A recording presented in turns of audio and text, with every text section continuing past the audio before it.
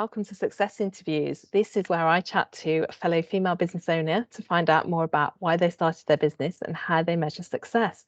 And today I have the lovely Suzie Rees here. I met Suzie last year at the local co-working space and we've become friends, and she's also been a client of mine, which has been lovely. Suzie is a freelance fundraising consultant specialising in grants fundraising, and I hope I've got that right. I'm sure she'll correct me. And she was also awarded Fundraiser of the Year in 2019, so she must be pretty good at what she does. So Suzie, do you want to tell us a little bit more about your business and why you started it? Yeah, sure. So I have worked in fundraising for charities since 2011, kind of mostly, well, from 2011 to 2020, I was employed by charities doing that. I'd worked for various different charities, supporting them to apply for grants, basically. Yeah, helping them get money in for their work. And I started my business kind of just because somebody asked me to. It was a bit of it wasn't that I have always wanted to have my own business. When I was on maternity leave, so in 2019, I had my daughter and I was on maternity leave. She would only ever take naps lying on me. So I had a lot of time when I was sitting around, couldn't really do anything. Normally I like to be rushing around doing things. I couldn't really do anything.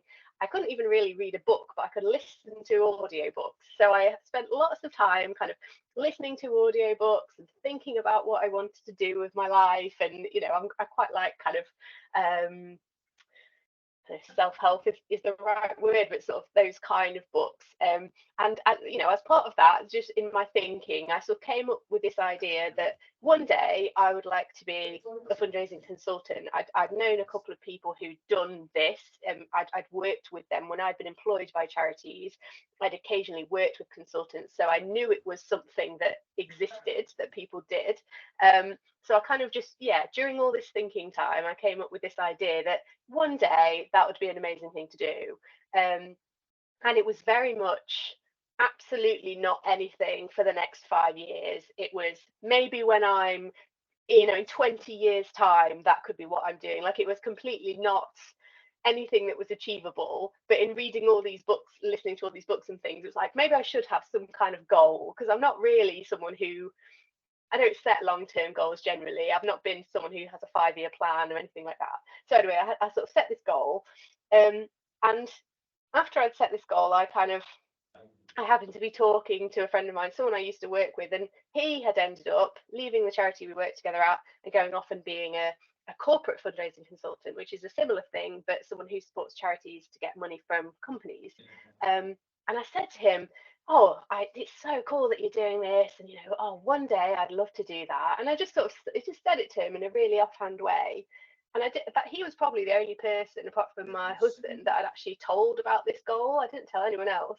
But it turned out my friend was the right person to tell it to, because then I'd gone back to work after maternity leave. I was only working, I'd gone back part-time, 3 days a week.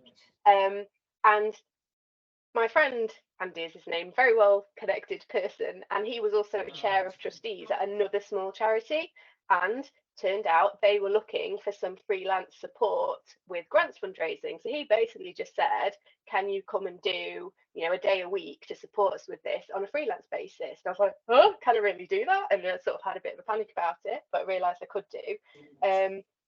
So I did that alongside my employed work. And then someone else I knew sort of heard that I was doing it and asked me to do another day's work. And it sort of went from there, really. A couple of people had asked me. Then I suppose my name got out there a little bit. I ended up sort of cutting down the hours I was doing in my employed job. I got partially furloughed during COVID from it as well. So I had a bit more time. Ended up leaving my employed job and then going into the freelance work full time, which is, I suppose that feels like that was when I started my business, really, rather than just doing it sort of as a kind of side hustle.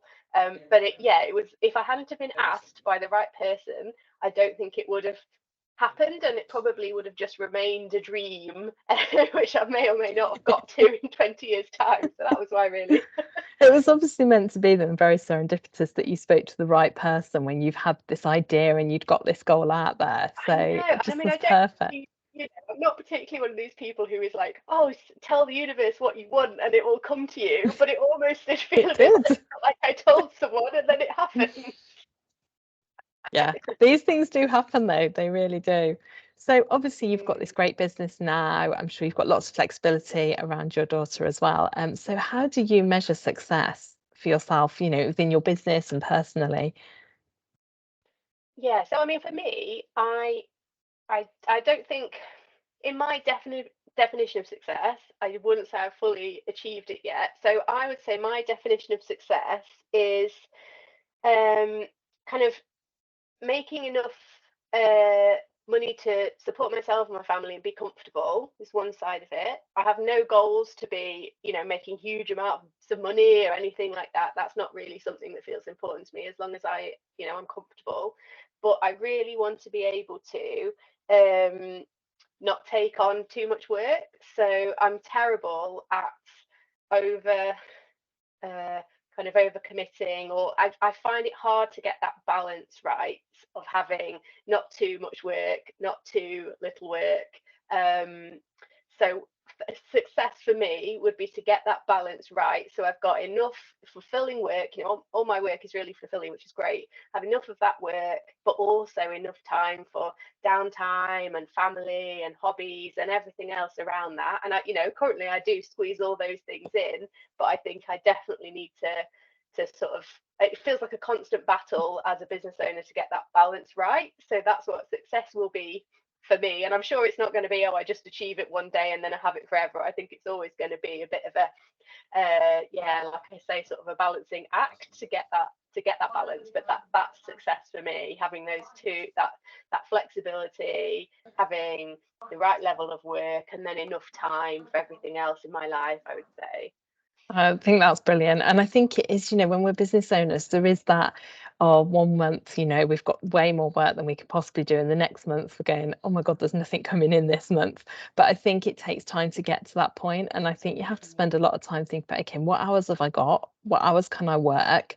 And what can I say yes to? And not being afraid to say no to something, or to say, actually, I can't do that for you right now. However, I have an opening on this date and would be very happy to take that work on then. And it's something I've learned that I've had to do, in order to have Yeah, that balance. And I think it will come to you. But remember, it's early days for your business, isn't it? yeah, This is really yeah. new thing for you.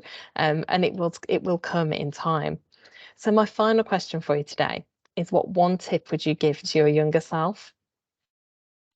So I think it would be that starting a business is an option, because when I was at school, I just felt like there was this path of, oh, I'd go to school, I'd go to university, I'd get a job, and that was just what people did. And to be honest, I thought to start a business you had to invent something.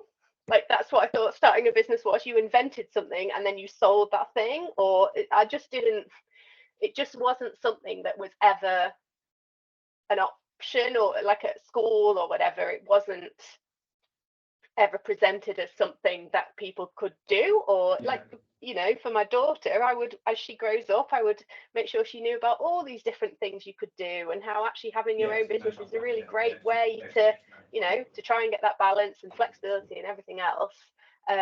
So yeah, just to have more understanding of what it actually means to start a business, and it's not just having to invent a product. You don't have to be, I think I thought, like James Dyson inventing Yeah. Dyson vacuum cleaners.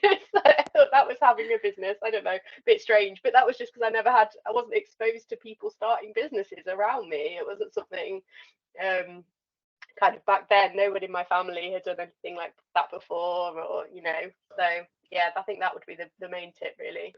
I think that's a brilliant tip. And I do think that we need to educate young people as to what all the options are out there for them, because there's so many different versions of a business as well. There's the inventing something, as you say, Yeah. there's the freelance work that you and I do in different areas, but there's lots of other forms of business that people have. And I think if young people can really understand that and know that they've got all these options that will give them flexibility, it's going to be massively helpful for them, especially when we've got lots of mental health problems at the moment, and that flexibility can really help that as well. So thank you Yeah. so much. And thank you for You're sharing welcome. your tips and your journey with us. Bye for now, No Susie. problem.